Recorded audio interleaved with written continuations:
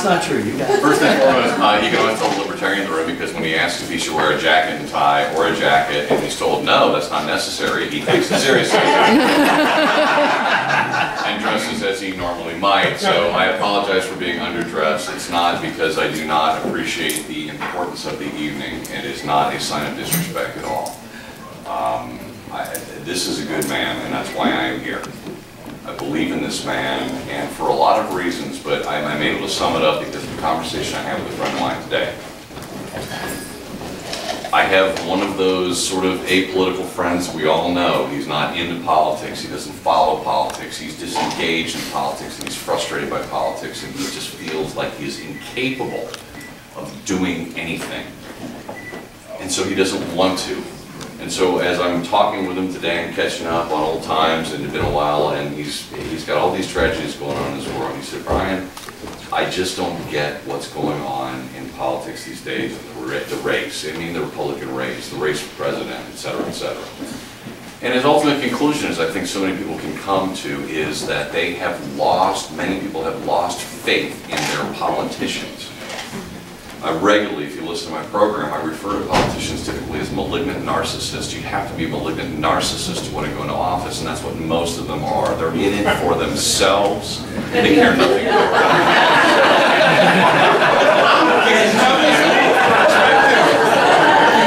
You haven't got to the stark contrast part. Give me a minute, I'll build it up. Just localized, Brent. So, you can see where this is going, though, and I'm telling my friend Damien, you know, I tell you, you're right. They are. They're a bunch of malignant narcissists. They reveal it in everything they do. They don't care about the nature of the world, what's going on financially. They overlook the fact that our budget situation is unsustainable. They see the problems of the world, yet they refuse to correct them in spite of the fact that there are solutions to our problems. And they go on their merry way and seemingly just relish and enjoy the fact that they're basking in this political light rather than the light of the salvation of America, the country. And as I'm agreeing with him on that, I said, you know what, there's some bright lights in the world. There may be others out there, but I got a guy that you should look into. And this is the man right here. You see the way that turns? I've known him for a long time. I went to college. We're both fraternity brothers, but by a different vintage. I let you decide whether who's older or younger. I did go to college and spent a couple of years with these younger brothers. He's a phenomenal human being as well, but I've known Brian for a long time. There is no reason this man should be running for office. He's a successful man. He has a successful practice. He is, by every societal judgment standpoint, a successful man who doesn't need the hassle, the headache, or frankly, I'm sure in his case, the salary cut that going to Congress is going to bring. And that's one of the reasons why I know he's the right man for the job. He is truly, I think, in his heart, one of those people who is willing to give up and sacrifice for a short period of time for the good of all. And I think that is a truly, truly noble sacrifice. And that's why I'm going to back this man all day long over the incumbent or the opposition, because he's a better man and he's going to do the job for the American people, and he believes in his heart in liberty. Brad, good luck. Thank you, Brian.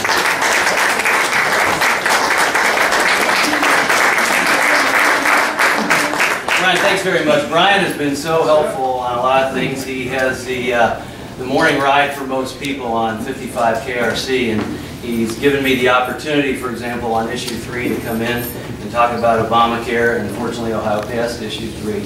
I'm just grateful for the friendship and for the opportunity and the plugs he's been giving me on the radio every morning. You know, you say I've been successful and this and that, and I appreciate that. I do want to point out that I probably had one of my greatest successes in December when I got engaged to Monica Klein here.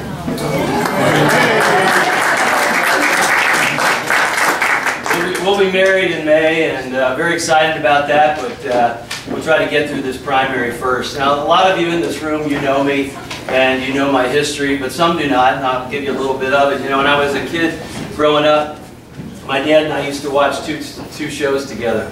One was combat, the other was medical center, and I knew about second grade that I wanted to be a doctor.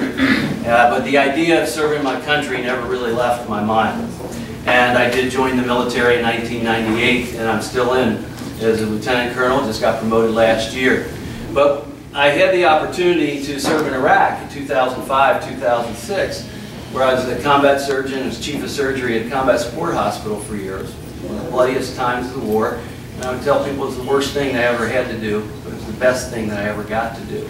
And when I got home from the war, I started seeing things. I met John McCain, and he said, "Brad, do you have any post-traumatic stress?" I said, "Senator McCain, I wasn't stressed till I got home and I watched C-SPAN. Then I got very stressed out." And I really did, in part because I saw people that voted to send us to the war, and then when it wasn't popular that week, they backed away from it. And we were the human beings that actually went and served in the war. But I started to realize, too, you have people in Washington that never run a business, that never done anything in healthcare, never been in the military. And those were three big issues going on at our time. Our economy's bad. And I thought, my gosh, I ran my own business for the first 12 years of practice. I had 2 employees, and when somebody was sick, my mom came in. Then I joined Wellington Orthopedics, and we have 28 doctors and 300-some employees, and I'm the operations chairman there. And so I thought, with my experiences, there's really no reason not to do something more. But also after the war, I got back and I started giving talks about the tour, and people kept saying, "You need to run for office," because I talk about heroes that I was with. And I talk about leadership and ethics and things along that vein, and people kept saying, "You need to step up." And so I got involved in the Republican Party. They asked me to run for mayor of Cincinnati, which I did, and we did very well. In a city that's 70% Democrat, we got 46% of the vote, and then everybody's like, "Now you really got to run for something else." There's got to be something else. But it wasn't just anything. There was only a few things that I felt that I really had passion for, and Congress was one of them, and same with maybe being mayor, because I could lead. But there's several people that have had an influence on me in just making some of my decisions. And one of them is Major John Pryor. John Pryor, MD. And John and I served in Iraq together. And he joined the reserves in '04. On September 11, 2001, he drove from Philadelphia to New York and went to Ground Zero and started taking care of people there. And he decided, why am I taking care of gangbangers all the time? I should be doing something more. He joins the reserves. We served in Iraq. We became good friends. He went back to Iraq in '08 on Christmas Day. After going to church, he was hit by a mortar and killed. But he's the type of person that you never hear about, and you should hear about. And I don't think that today, the reason he joined the military and decided to defend his country, I don't think today the country is doing what he would like to see it be. And I'm inspired by a gentleman named Mike Spann. Everyone should know who Mike Spann is. Mike Spann was in the Marines, and he joined the CIA. And after 9/11, he was the first American killed in Afghanistan. You'd think we all know his name. But I want to read to you what he wrote on his CIA application. And tell me this isn't inspiring to want to do more. He said, "I believe in the meaning of honor and integrity. I'm an action person who feels personally responsible for making changes in this world that are in my power. Because if I don't, no one else will." And people like that have made me want to move into action and to do something more. At home I have the portrait of the Declaration of Independence over my desk, and when I look at that today, I look at it a little bit differently, and I think how brave they all were and how many of them were non-politicians and just decided to do something more for their country and what they were able to create. And we certainly should be trying to sustain what they create. But really, we have to raise the level of expectations, not only of ourselves, but of our leaders. We have to start expecting more. There's a movie called Stand and Deliver that's a great example of that, and it's based on a story of a guy named Jaime Escalante who was told that his kids couldn't learn, and he brought them on to higher levels. You should see that movie, but the whole purpose was the school board said these kids can't achieve, and he said the kids will rise to their level of expectations. Well, it's not just our kids, but it's our leadership that we have to inflict that on. We have to make them stand up. Every job that I've had has required taking an oath and building trust. You can't build a practice as a physician if you don't have trust. You can't wear a uniform in the United States military as an officer if someone doesn't trust you. And the problem that we have with our current Congresswoman is you start to lose that trust. You lose that trust when you lie about your education. You lose that trust when you say people endorsed you and they didn't. You lose that trust when you take special interest money of $500,000 that was impermissible.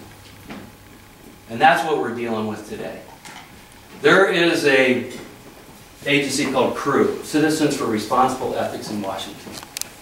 They list 14 people that I think are the most corrupt in Washington. There's 10 Republicans and 4 Democrats, so it's 5 parties. Our representative is on that list. There's 421 representatives that are not on that list. And March 6th, let's make it 422 and get rid of what we have today. We've got to increase the level of expectations of our leaders.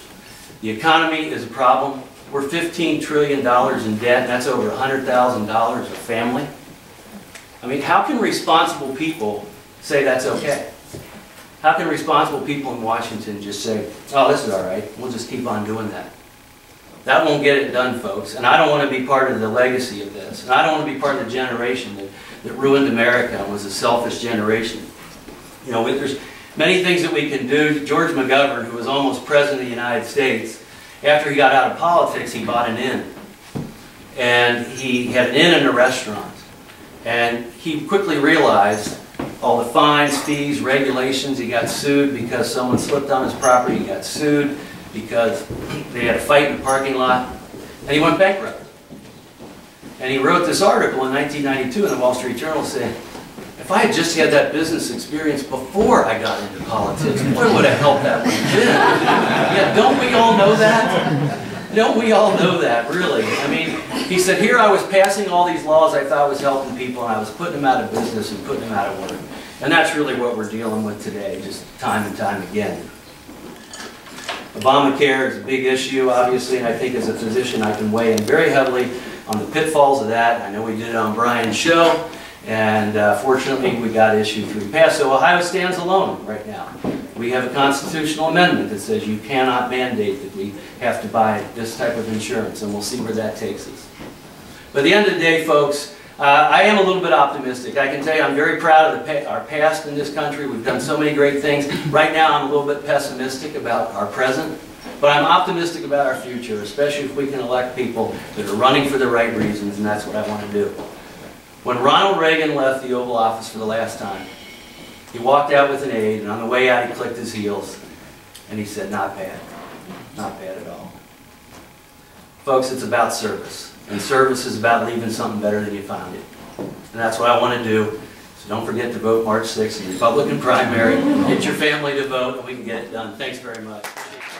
Anybody have any questions? You just want to eat and drink?